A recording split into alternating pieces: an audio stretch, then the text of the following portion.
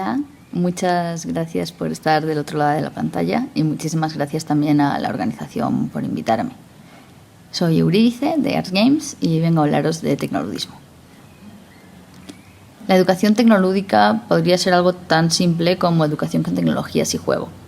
El problema es que tal y como se entienden actualmente las tecnologías y el juego, creo que hay que establecer una matización muy importante para que se entienda bien a qué nos referimos con tecnoludismo. Por un lado, tenemos que pensar en cuáles son las tecnologías que estamos utilizando. Si en algún momento Internet fue una promesa de horizontalidad, donde ya no solo éramos receptores de la información, sino que también podíamos emitirla, que podía ser algo mucho más descentralizado, donde todos construyéramos el conocimiento en conjunto, hoy en día cada vez más se ha convertido en un espacio privado, en un espacio centralizado en grandes corporaciones como Google, Facebook, Amazon, que tienen todos los servidores, que dominan gran parte del espacio digital transitado y que regulan e imponen sus formas de gestión de ese espacio y las formas de interacción de cada persona con el conocimiento, por ejemplo, a través de los algoritmos de la búsqueda de Google, o con las otras personas a través de las plataformas de redes sociales. Están imponiendo su gestión sobre ese espacio. Es un espacio que ya no es público, es un espacio que es privado. Esto es un problema porque si pensamos en el concepto de embodiment o en cómo incorporamos las tecnologías, veremos qué es lo que supone esto. El concepto de embodiment hace referencia a esto, ¿no? A que una tecnología se incorpora dentro de nuestro propio cuerpo. Por ejemplo, Merleau-Ponty ponía el ejemplo del bastón de ciego, que amplifica su sentido y siente también a través del bastón. Seguramente todos hemos tenido una experiencia de embodiment cuando conducimos, ya sea un coche, una bicicleta, un skate, donde nuestros límites pasan a ser los límites de nuestro vehículo. Sabemos cuándo vamos a chocar, sabemos cuáles son nuestras nuevas dimensiones y de alguna forma las interiorizamos. El problema aquí es que no solo estamos hablando de interiorizar artefactos de hardware, ¿no? o elementos externos, sino que estamos interiorizando softwares, estamos interiorizando procesos muy complejos dentro de nuestras propias mentes. Pensemos, por ejemplo, en cuando hemos tratado de, definir cuál va a ser la estructura de un artículo y estamos pensando y nos quedamos atascados y no somos capaces de avanzar. Y de pronto agarramos un bolígrafo, hacemos unos círculos, escribimos una palabra acá, hacemos unas flechas y de pronto ya tenemos el esquema. La forma de pensar solo con nuestra mente, a pensar con un objeto o con una tecnología tan simple como es un bolígrafo, cambia muchísimo. La tecnología también cambia y modela la forma de pensar. Si en vez de hablar de un bolígrafo estamos hablando de softwares complejos, esa forma de pensar está siendo transformada de una forma mucho más profunda. Si pensamos, por ejemplo, en que ahora tenemos una gran mente extensa, que transciende nuestros límites del cráneo, que incluye a los otros, que incluye, por ejemplo, una gran memoria extensa, que es la memoria de todo el conocimiento que existe en el Internet, podemos ver cómo se está sesgando esta construcción del conocimiento. Cuando yo accedo al Internet a buscarla, ¿cómo accedo? El 97% de la gente accede a través de Google. Yo voy a teclear ahí lo que quiero buscar. Y lo que me va a devolver Google va a ser lo que quiera. Lo que quiera en función de dónde me encuentro, cuáles han sido mis búsquedas anteriores y también en función de quién le ha pagado para aparecer antes. Puede decidir qué páginas van a aparecer al final o ni siquiera van a aparecer. Puede cambiar los mapas políticos, geopolíticos del mundo. No sé si sabéis que, por ejemplo, los mapas de Palestina cambian en función de si los ves desde Palestina o desde Israel. Hay muchísimas cosas que se transforman a través de las formas en las que Google nos da acceso a ellas, a través de sus algoritmos. Entonces, mi memoria ya está gestionada por una gran compañía. Esto podemos ver dónde está el problema, ¿verdad? Las formas de trabajar, por ejemplo, las formas de relacionarnos con los otros a través de redes sociales, con sus sistemas gamificados de refuerzos positivos, likes, comentarios, lo que hacen es que nos genere ansiedad cada vez que abrimos y no tenemos comentarios. Presionar de nuevo, actualizar. No tenemos comentarios. Entonces compartimos algo nuevo. Nos genera el primar la cantidad sobre la calidad. El estar generando cosas constantemente para que podamos sentir ese refuerzo de que la gente le vuelve a dar likes. Pero esto además genera prácticas donde por un lado estamos priorizando esta cantidad sobre la calidad y por otro lado esa gran cantidad de cosas que se están compartiendo cada segundo es tan ingente que no podemos nosotros asimilarla. No podemos analizar críticamente cada cosa que estamos viendo porque estamos viendo demasiadas. Entonces delegamos. Es lo que Marina Garcés llama inteligencia delegada. Delego mi pensamiento crítico en el otro, en mi amigo al que confío. Delego mi pensamiento crítico en mi medio de confianza, ese periódico que sé que hace una buena investigación.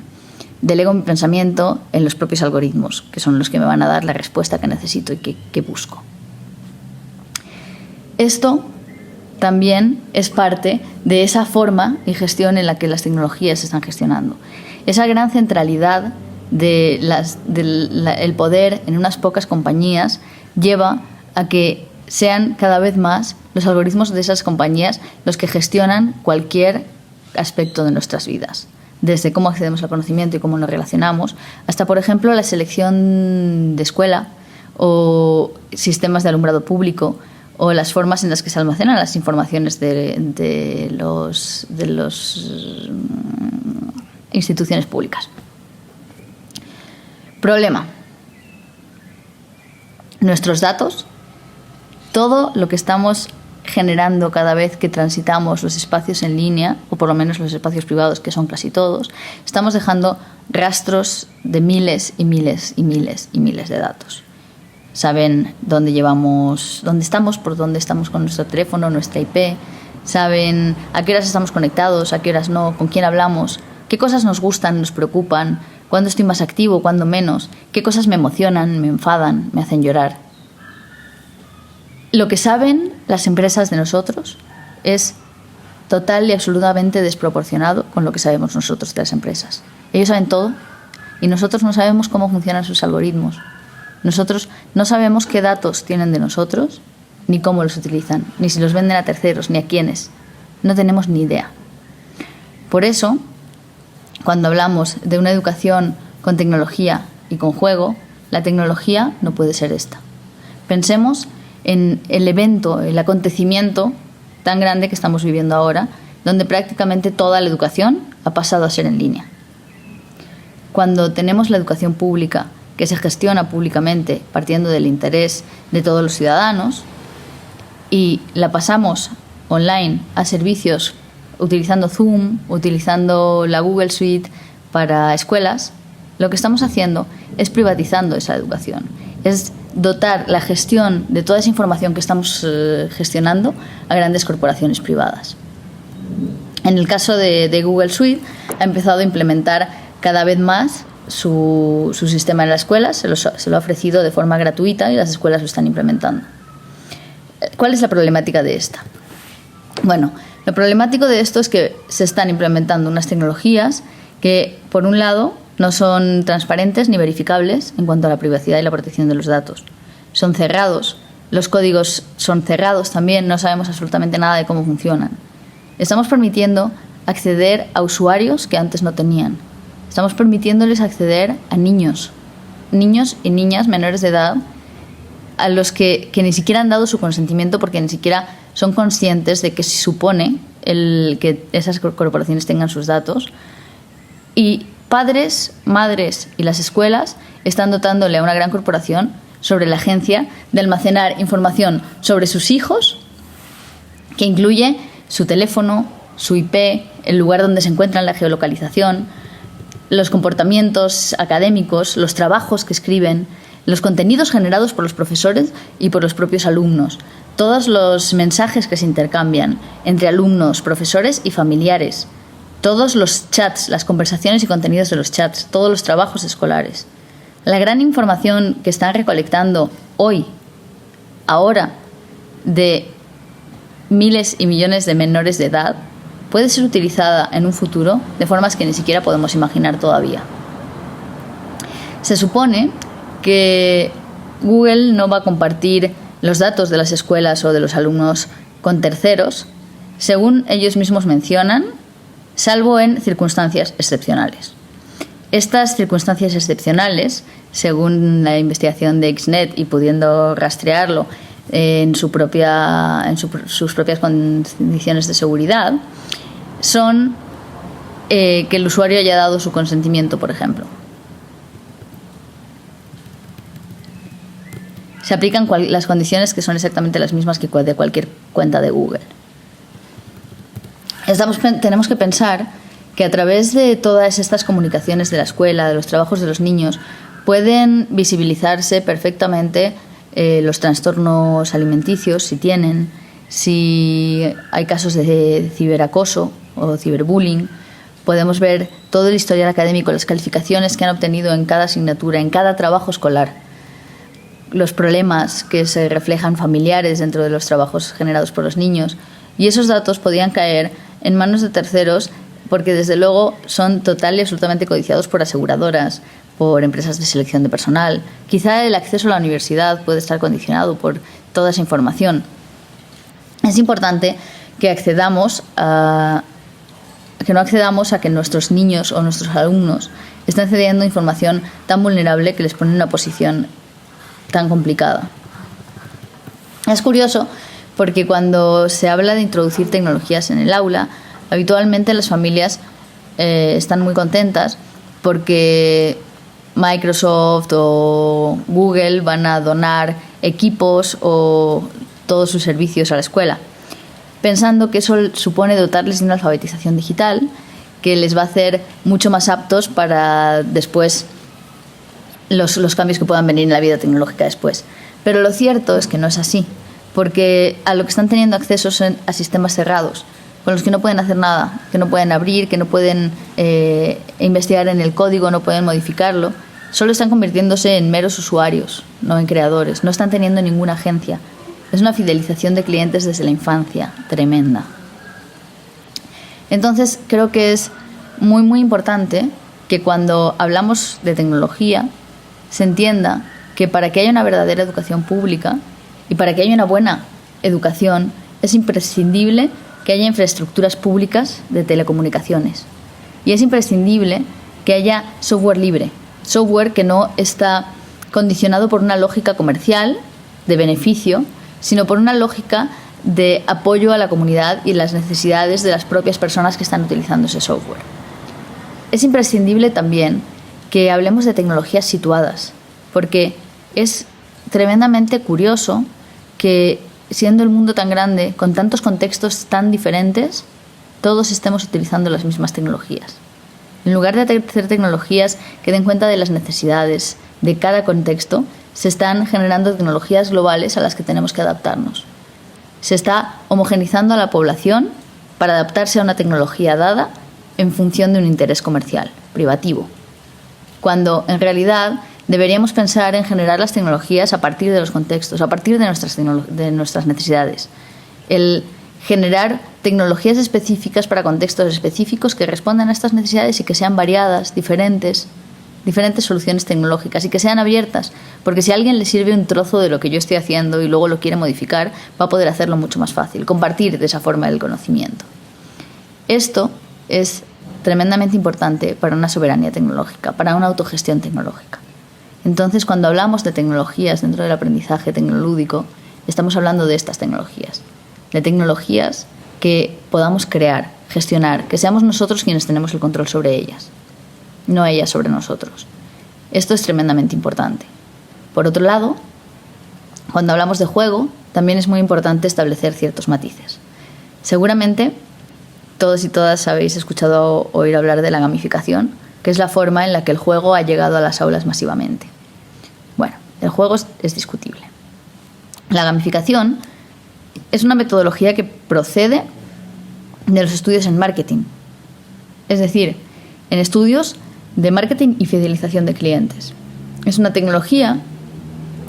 metodología que lo que está utilizando es el conductismo más básico a través de refuerzos y estímulos positivos o negativos.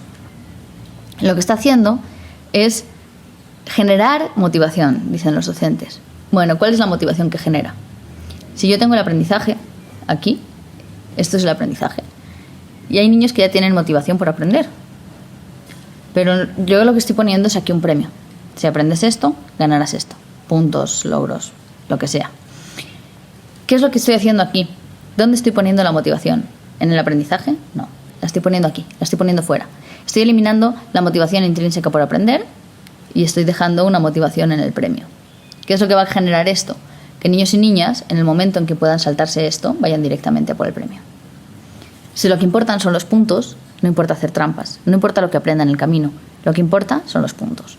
Lo que importa es estar el primero en el ranking. Estos elementos de gamificación, cuando se eliminan, es mucho más difícil recuperar una motivación en la clase, porque la has eliminado, la has puesto en los premios. Desaparecen los premios, desaparece cualquier deseo por aprender.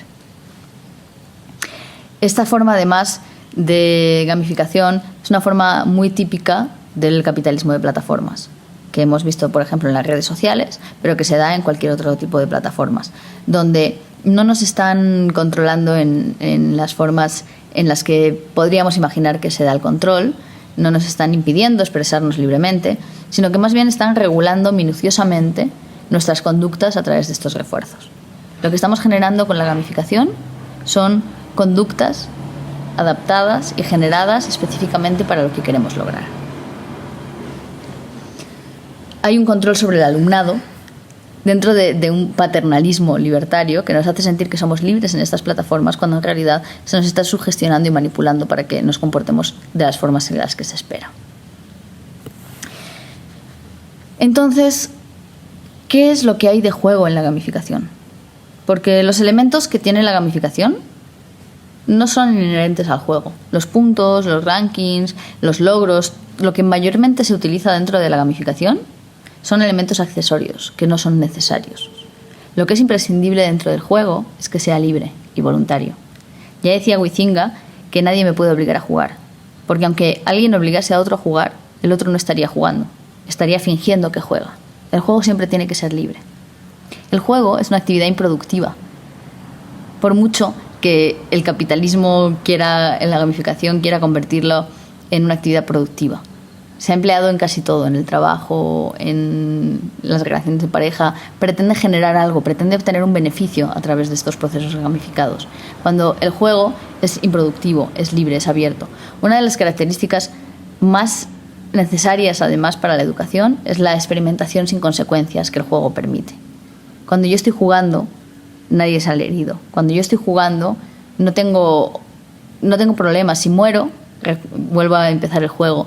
Si fallo, lo vuelvo a repetir. Puedo experimentar miles de formas diferentes de resolver un problema. Estoy fomentando la creatividad. Y estoy fomentando también el pensamiento crítico, porque estoy viendo en mis propias carnes qué es lo que sucede. Por ejemplo, Nicky Case tiene unas explicaciones jugables, o lo que él llama explorable explanations, donde me permite, a través de simulaciones, experimentar qué sucede con distintos elementos trabajando a partir de datos. Si yo puedo permitirme experimentar, voy a aprender mucho más, voy a aprender de una forma más libre, más crítica. Mientras que la gamificación hace absolutamente todo lo opuesto. Cada acción tiene una consecuencia. Todo tiene consecuencias.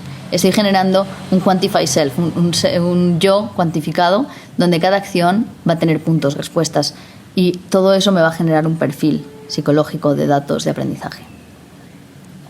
Además, el juego tiene una característica y una propiedad increíble, que es que nos permite el negociar. Podemos aceptar entre todos las reglas de un juego ya dado, como podría ser el ajedrez o el fútbol, o podemos generar las reglas para jugar un juego que estemos inventando. Vamos a generar una negociación entre todos y vamos a generar simulaciones también sociales, donde a través de distintas narrativas, a través de distintas reglas, vamos a estar aprendiendo acerca de muchísimas cosas diferentes. Podemos utilizar la narrativa de los juegos para establecer juegos en el aula, donde se pueda aprender acerca de procesos financieros, acerca de la censura, procesos sociológicos complejos, permitiendo experimentar y jugar y vivir esos procesos en lugar de estudiarlos únicamente teóricamente. Entonces, digamos que si para una educación tecnológica necesitábamos la infraestructura pública, el software libre, generar tecnologías situadas, para hablar sobre un juego de verdad libre y de verdad útil también para la educación y para la generación de una ciudadanía crítica, es importante que el juego sea libre, que haya una experimentación sin consecuencias, pero también cambiar todo el modelo y la metodología educativa. Porque actualmente hay un sistema que requiere de ciertas habilidades y conocimientos y que decide cómo va a funcionar la educación. Los niños no tienen ningún tipo de agencia sobre cómo se va a dar su educación, sino que más bien todos tienen que aprender lo mismo a las mismas edades y tienen que seguir todos estos pasos que se han fijado externamente.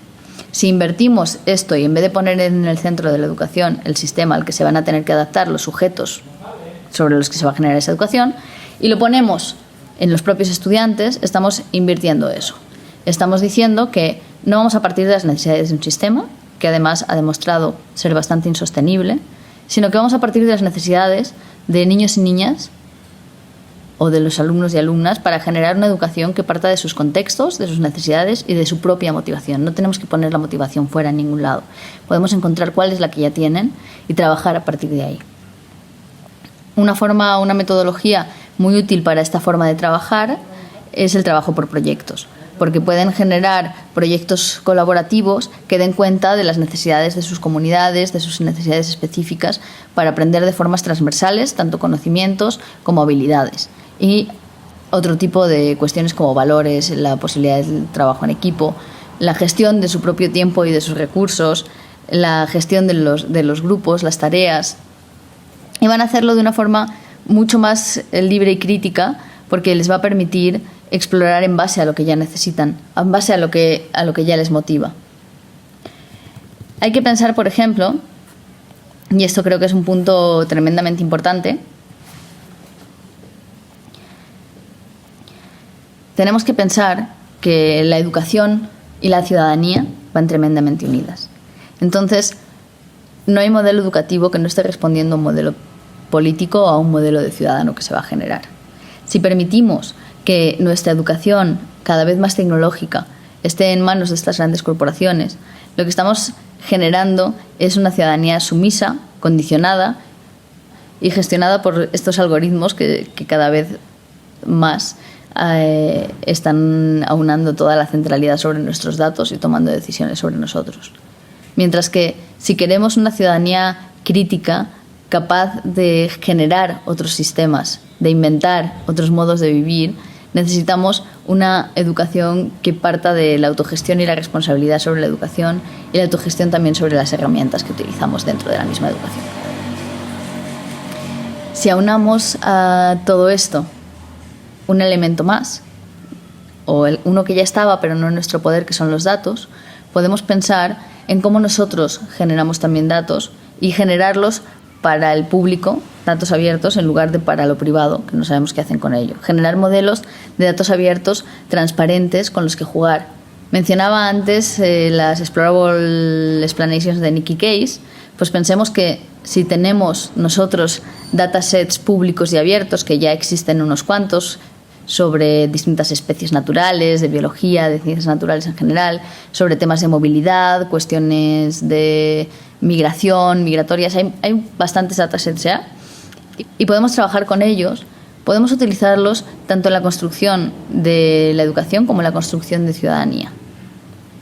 Por un lado, porque nos permite el estar interactuando a través del juego con esos datos. Podemos jugar con esos datos, podemos generar simulaciones y posibilidades de alterarlos y ver qué sucede y establecer o diseñar sistemas que estén trabajando con datos reales. Pero a la vez que aprendemos y gestionamos eso, podríamos utilizarlos para trabajar y gestionar nuestra propia ciudadanía. Desde Arts Games desarrollamos un par de proyectos en esta línea, que uno es Craftea, donde a través de Minecraft generamos espacios urbanos con niños y niñas de una forma asamblearia y consensuada, donde deciden entre todos qué espacios se van a generar y se producen a través de Minecraft. Y por otro lado, en Juegos del Común, trabajamos con los datasets del Ayuntamiento de Barcelona y con varios colectivos, activistas y otras partes de la ciudadanía, Generamos una API para poder acceder a los datos abiertos desde motores de juegos y generamos laboratorios de creación de videojuegos ciudadanos utilizando esos datos. De forma que podíamos visibilizar y trabajar con esos datos de una forma lúdica y mucho más interesante, ¿no? con juegos generados por la ciudadanía.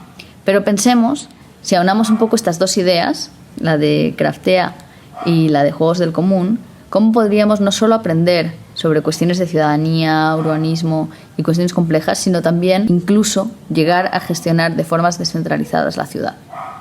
Si podemos tener todos los datos de movilidad de una ciudad y podemos trabajar a través de juegos, por ejemplo, en generación de carriles bici, para saber pues de dónde a dónde se desplazan y por dónde serían los mejores carriles bicis, y además los cruzamos con datos sobre semáforos o accidentes, y podemos establecer rutas ciudadanas donde todo el mundo trabaja de forma colaborativa en línea en sistemas abiertos y públicos para generar esos carriles bici. Se podrían alcanzar las decisiones más óptimas sobre cómo sería ese trazado a través de consensos ciudadanos. Podríamos tomar decisiones ciudadanas a través de esta gestión de los datos. Entonces, creo que es muy importante que pensemos en todas las posibilidades que nos permite el juego y una tecnología abierta. El recuperar la agencia y la soberanía, no solo sobre las infraestructuras tecnológicas, sino también sobre las formas de gestión de esos datos y las formas de gestión de las ciudades. Si actualmente el alumbrado público lo gestionan algoritmos, ¿por qué no gestionarlo también ciudadanamente? O que esos algoritmos se definan entre todos a través de juegos masivos online. ¿Por qué no hacer procesos de participación que no solo decidan cómo va a ser la ciudad inteligente, sino más bien que decidan cómo puede ser una ciudad para todos? Los procesos y las formas en las que decidamos enseñar hoy, enseñar ahora, van a generar y van a implicar los procesos y las formas en las que se van a definir los funcionamientos sociales, los funcionamientos políticos y en general el sistema en el futuro. Y bueno, prefiero exponer brevemente lo que tenía que deciros, y lo que más me interesa es que después, ahora en el foro, debatamos, porque se piensa muchísimo mejor juntos que solos, y porque no podemos construir nada que no sea construido en colectivo. Así que os animo a comentar cualquier cosa y estaré pendiente de la discusión. Espero que os haya gustado y muchísimas gracias por aguantarme todo este tiempo.